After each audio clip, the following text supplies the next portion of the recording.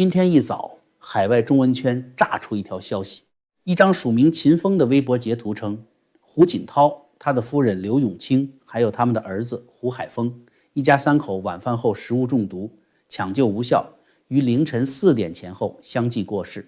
这条消息眼下能拿出来的东西，只有这一张截图。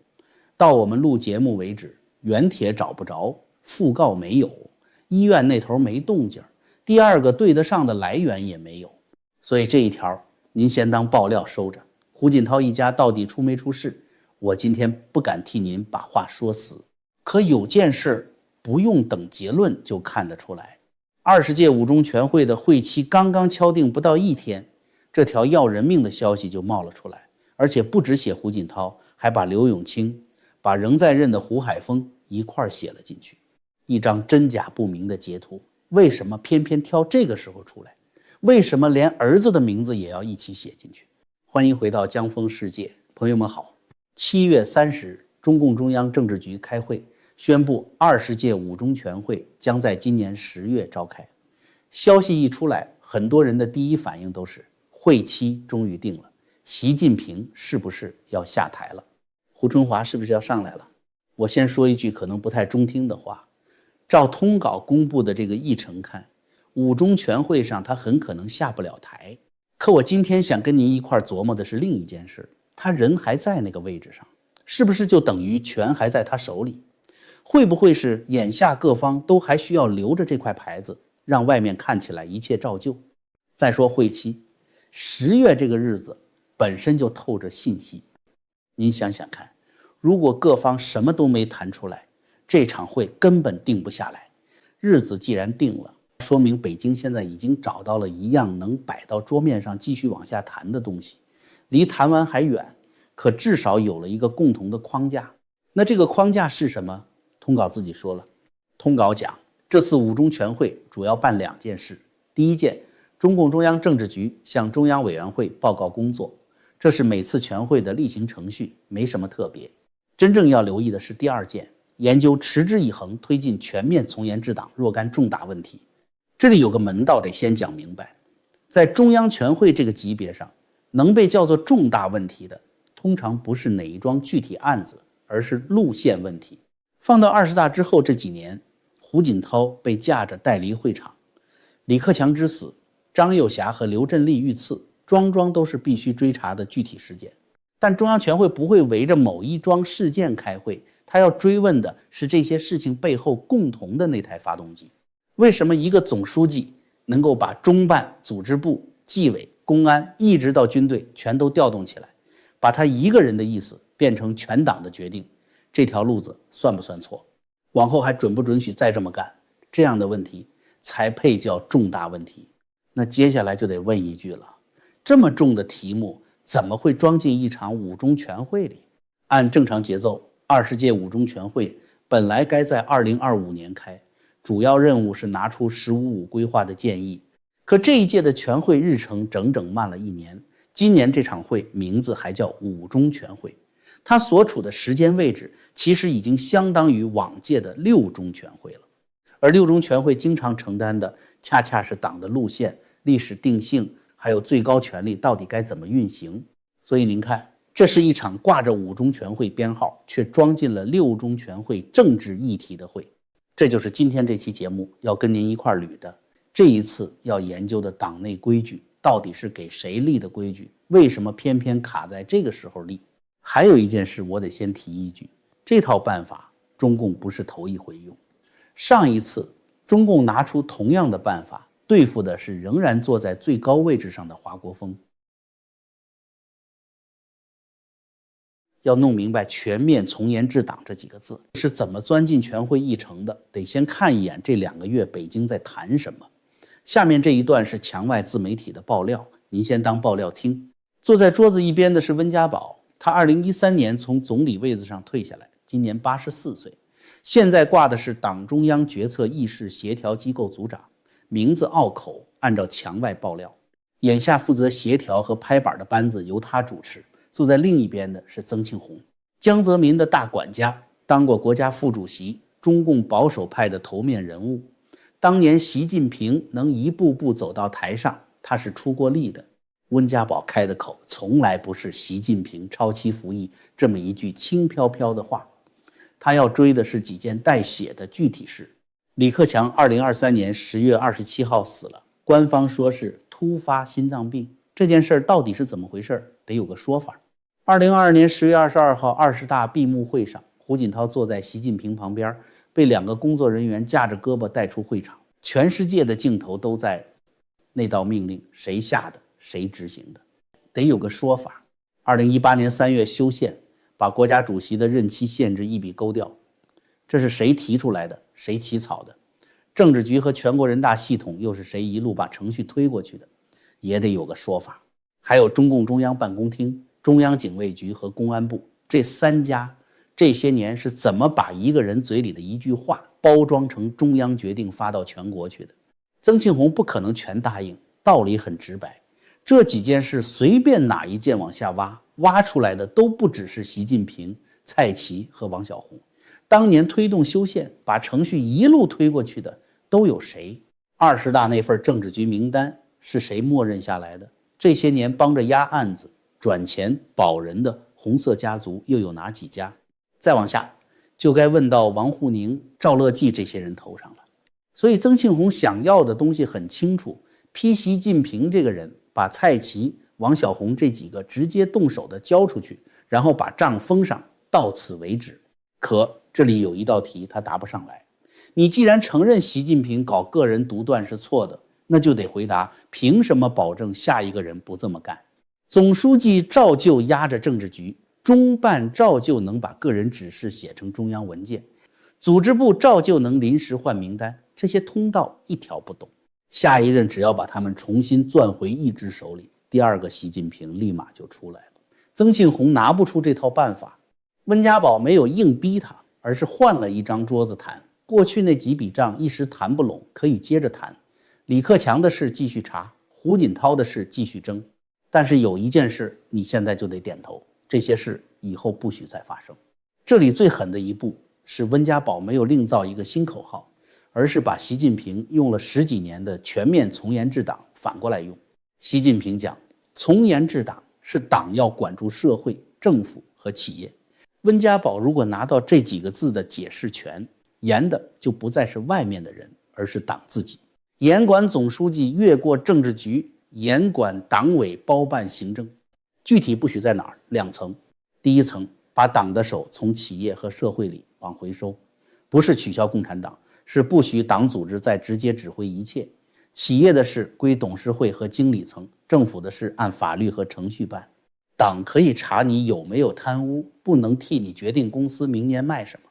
第2层更要命，就算留在党政军这个圈子里边，党权和行政权也得拆开。第一批能够公开验证的人事样本已经摆到了桌面上。蒋网正爆料说，自然资源部这一回要拆开，书记和部长就不再是一肩挑，而是2个人。刘国鸿出任党组书记，张文同出任部长，而且不止这一家，其他部委也会这么办。这才是全面从严治党做进中央全会议程的真正用途。曾庆红争取到的是暂时不必立即翻完红色家族的旧账，温家宝拿到的是先把习近平赖以独断的几条通道堵死。过去的案子仍然挂着，等规则和程序齐了，再一件一件往下办。所以10月那场会谈的根本不是习近平的座位。曾庆红交不出一套让温家宝满意的清算方案，温家宝就把桌子换了。李克强的死追到谁，你可以暂时不认；胡锦涛是谁下令带走的，你也可以暂时不认。但有一条你必须点头，这些事以后任何一个总书记都没有权利再做一遍。您可能会想，既然要收拾最高领导人，直接在全会上把他撤了不就完了，何必绕这么大的弯子？中共上一回办这件事恰恰就没这么干。1980年2月23号到29号11届5中全会在北京开了7天，会是华国锋主持的。他那会儿的头衔是中共中央主席、中央军委主席，外加国务院总理。党政军一把抓，比后来任何一位都齐全。7天会开完，这3个头衔他一个没少。可这7天里办成的事把他掏空了，归拢起来是3步。头一步，把日常党务搬走。会上恢复中央书记处，选胡耀邦当总书记。书记处管的是党的日常事务，文件怎么走，会怎么开，干部怎么议，都在这一层。这个机构一恢复，文件和人事不必再样样经过中央主席，华国锋的牌子还在，直接管日常党务的那只手被切掉了一大块。第二步，动票数，动班底。胡耀邦、赵紫阳增选进政治局常委，批准4个人辞职：汪东兴、季登奎、吴德、陈锡联。这4位是华国锋在最高层的班底，外头管他们叫凡是派。里头最要紧的是汪东兴，他管了几十年中办和中央警卫。华国锋当初能接住最高权力，靠的就是这套中枢加警卫的班子。46年后的今天，温家宝那边点名要拆的也正是中办和中央警卫局。第3步，拿走历史解释权和个人说了算的合法性。会上给刘少奇平反，这案子一翻过来，2个凡是就立不住了，而2个凡是是华国锋全部合法性的底座。同一次会通过了关于党内政治生活的若干准则，写的一点都不含糊，坚持集体领导，反对个人专断，重大人事和重大事务必须集体决定，不许搞一言堂和家长制，不许任何党员凌驾于党组织之上。您看1980年这几条跟今年7月30号那几个字要研究的是同一件事。会开完，华国锋还是中央主席，名字挂在最上头，报纸照登，会照样由他主持。可日常党务归了书记处，常委会的票变了，他的班底走了4个，历史解释权换了手，纸面上还立了一条不许个人凌驾于党组织之上，牌子留着，里头的东西已经搬空了。半年之后，第2样东西也交了。1980年8月30号到9月10号，5届全国人大3次会议，华国锋辞去国务院总理，赵紫阳接手。官方给的理由您听听是什么？实行党政分工，同一批邓小平、李先念、陈云、徐向前、王震也都不再兼任国务院副总理。党的领导人一个一个退出政府职务，头一个被拆的就是党主席自己。咱们讲的书记管党，行政首长管政，46年前已经用同一个名字办过一遍。又过了将近1年，1981年6月27号到29号，11届6中全会，华国锋这才辞去中央委员会主席和中央军委主席，胡耀邦接了主席，邓小平接了军委主席。华国锋本人辞掉主席以后改任副主席，人还留在政治局常委的名单里。同一次会通过了关于建国以来党的若干历史问题的决议，文化大革命被彻底否定，毛晚年犯的严重错误跟毛泽东思想分开来说，历史地位保住，而组织上和法律上要追的责任主要压在林彪集团和江青集团身上。曾庆红现在想拼的就是这2个现成的老办法，职位照华国锋办，辞掉最高职务，往下挪一格，人留在名单里，定性照毛泽东办。习近平承认犯了严重错误，蔡奇、王晓红这些动手的人领具体罪责，而帮他修宪、帮他连任、帮他清洗政治局的那整张网，一根线都不用断。温家宝不肯接的正是最后这半句。有句话我得说在前头，拿华国锋比习近平，能说明的是这套工序存在过。一次5中全会完全可以只管拆权立规矩，把新的执行班子扶起来，不必当场摘掉最高领导人的牌子。但是华国锋那次前后隔了1年零4个月，不等于2026年也得隔1年零4个月。还有更别扭的一层，这套办法习近平自己用过。2016年10月18届6中全会的核心议题也是研究全面从严治党重大问题。会开完出了2份东西，一份是新的党内政治生活准则，一份是修订过的党内监督条例，听着都是给全党立规矩、加强监督的好事。可就在同一次会上，以习近平同志为核心的党中央，这个提法被正式推到了全党面前，同样叫党内政治生活准则。1980年那份是用来限制个人专断的， 2016年那份反倒成了给一个人加冕的场合。顺带说一个今年的细节，值得您留神。2016年那次连文件名字都提前公布了，今年的通稿只说若干重大问题，一个名字都没交代，框架有了，具体要写成哪一份准则，修订哪一项条例，各方多半还在谈。您看这一期讲到这儿，中南海那几位80多岁的老人还在桌上分地盘算旧账，说到底他们那边比的是谁能熬到最后，咱们老百姓过日子比的也是自己这副身子骨。国家的事咱们做不了主，能抓在自己手里的就是家里人的精神头和一夜好觉。玄宝黑参是普瑞堂最受认可、复购率最高的一款滋补极品，切片泡水直接含服都行，一根能吃上1个礼拜。前2天新西兰一位老朋友 Annie 给我们发来反馈，他是做餐饮的，说以前中午不睡一觉，下午整个人就像电量不足，到了晚上完全撑不住，吃了黑参1个礼拜，午觉不用睡了，一直到下班回家都不觉得累。他还说了一样，以前睡得浅，下半夜3、4点总莫名其妙醒过来，再想睡就难了，现在是一觉睡到闹钟响。还有澳大利亚的 Cynthia， 她平时一吃人参就上火，吃这款黑参完全没有这个问题，倒是嫌它太好吃，得克制着自己，别一次吃太多。现在给咱们频道观众的福利很实在，每单买满500美元，直接送1整根高品质玄宝黑参，上不封顶，满1000送2根，多买多送。结账的时候记得输入专属优惠码 JF， 全球包邮送到家。购买链接就在视频下方的置顶评论区。感谢大家一直以来的信任。好，咱们接着说10月那张桌子上真正摆出来的第一份东西，不是职位名单，是处理名单。10月要重新分权，可真正摆到桌上的第一份东西不是职位名单，而是处理名单。谁想留在下一轮牌局里，得先从自己这条线上交一个人出来。第一个被摆上桌面的是原中央政策研究室主任江金泉。政策研究室是干什么的？党代会报告、中央文件、领导人的讲话稿都是从那间屋子里写出来的。谁坐在那个位子上，谁就管着把一个人说的话变成全党文件的那支笔。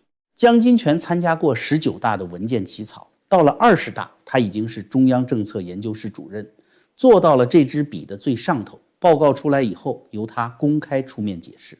2025年12月，他不再管政研室，去了全国人大，挂的职务是农业与农村委员会副主任委员，从起草中央文件的地方挪到一个开会听汇报的地方。接手的是唐方玉，按照墙外的说法，这是胡锦涛系统留下来的一支笔。公开能够确认的是，他长期就在政研室和中办这套文件系统里干活。这一步最值得琢磨。10月那份要研究的党内规矩，按体制就该由中央政策研究室起草。按照目前墙外这条爆料链，替江金泉走出这一步的是王沪宁。王沪宁这些年干的是什么活？大家心里都有数。3任总书记的理论包装都经他的手。习近平新时代中国特色社会主义思想这个名号怎么立起来的？他是设计的那个人，现在要批个人独断，批个人崇拜，头一个该找的就是他。可他给自己找出了一条路，一共3步。头一步是改口，按墙外自媒体的说法，2025年10月4中全会上，他把自己过去那套说法重新解释了一遍。那套理论原本是什么意思，后来又被改成了什么样子。第2步是点人，不再说这是集体讨论决定的，而是把话说明白，哪一句是谁起草的，谁批的，谁执行的。江金泉就是这么被点出来的。第3步是找人替他做保，由保守派那边出面证明，这个人虽然给习近平干过活，可他没有主动去推个人崇拜，能留下来帮着清理。3步走完，王沪宁的身份就换了，从造神的那个人换成了讲解造神过程的那个人。10月要写的那份党内规矩得回答一堆问题。习近平思想原本是什么意思？后来怎么被改造成了个人崇拜？哪几句话是他本人要求加进去的？江金泉和蔡奇又是怎么把它落成19大、20大的政治路线？这些答案总得有人来给，而给答案的人一般不当被告，这里还得说清一件事，他们要从江金泉身上拿走的主要不是这个人，是他经手过郑言士和起草组留下来的那批纸，19大、20大报告的历次草稿、修改意见的汇总、习近平本人的批示、起草组的会议记录，哪一句话是谁提出来的，这些东西在责任才能一层一层往上排。习近平有没有亲口要求把他一个人的意思写成全党的意思？江金泉只是起草这一层，再往上是谁把稿子变成中央文件，谁把文件变成人事名单，谁用纪委和公安保证命令被执行。蔡奇、丁薛祥、赵乐际、李希以后能不能留下来，不看他们现在露不露面，就看3件事有没有开始重新解释自己做过的事，有没有点出具体的经办人，有没有人出面证明他只是执行的，不是主谋。那这套教人外面什么时候能看见？先说清楚今天的状态。江金泉目前的公开身份仍然是第14届全国人大常委会委员、农业与农村委员会副主任委员。今年7月上旬，他还有署名文章公开发表，署的就是这个头衔。墙外自媒体传他已经被带走，官方到今天没有宣布调查，这一条您先当爆料收着。话说回来，到今天为止，这张名单上一个人都还没真正交出去。7月30号，就是政治局开会定下10月开全会的那一天，蔡奇照样出现在中南海的党外人士座谈会上。咱们把今天这3件事捋一遍，怎么让习近平继续留在台上，基本谈妥了，各方都需要这块牌子，不能再让第2个习近平出来，也基本谈妥了。10月那场会就是干这个的。可过去的账追到哪一层，党务、国务院、部队、纪委这几摊以后各归谁管，一样都没谈妥。底下这一段是往前推的，还没发生，您听个方向。10月这场会大概解决不了谁接班，明年秋天的21大也未必解决得了。只要谁上，旧账追到哪儿，部队归谁，纪委听谁，这几样谈不拢，最省事的办法仍然是把习近平留在台上。他留下来不是为了领导全国，是为了让所有人暂时都不必承认别人是最高领导人。凭什么是胡春华接不是李强？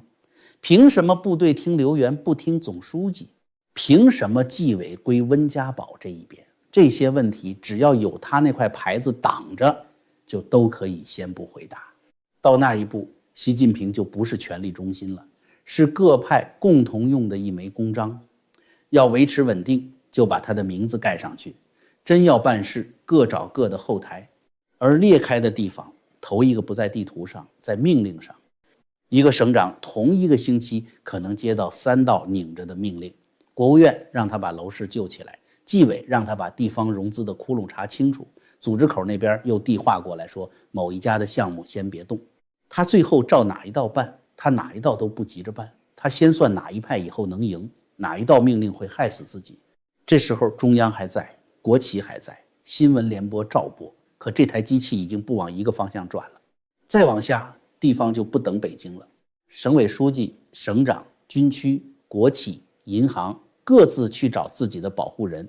长三角围着上海和金融口抱团，广东、福建守住外贸和资金，西北和军工省份靠部队，产煤产油的省拿财政收入跟中央讨价还价。嘴上还是那句，中央的要求我们坚决贯彻，同时要结合本地实际。结合本地实际翻成大白话就是只办对我有利的那一半。所以这枚空牌位，第1年是稳定器，第3年就是裂解器。第1年大家借他的名字维持局面，第2年借他的名字互相发命令，第3年谁都说自己才代表真正的中央。到那时候要问的就不是习近平下不下了，是中共中央这个名字底下还剩几个互相承认的中央。这跟屏幕前的您是什么关系？现在您的退休金压在哪一级财政上？烂尾楼最后谁接？被带走了找哪个门说理？本来就没什么人替您做主，可眼下起码还有一条路叫往上告。等到北京发布出一条各省都肯执行的命令，这条路也没了。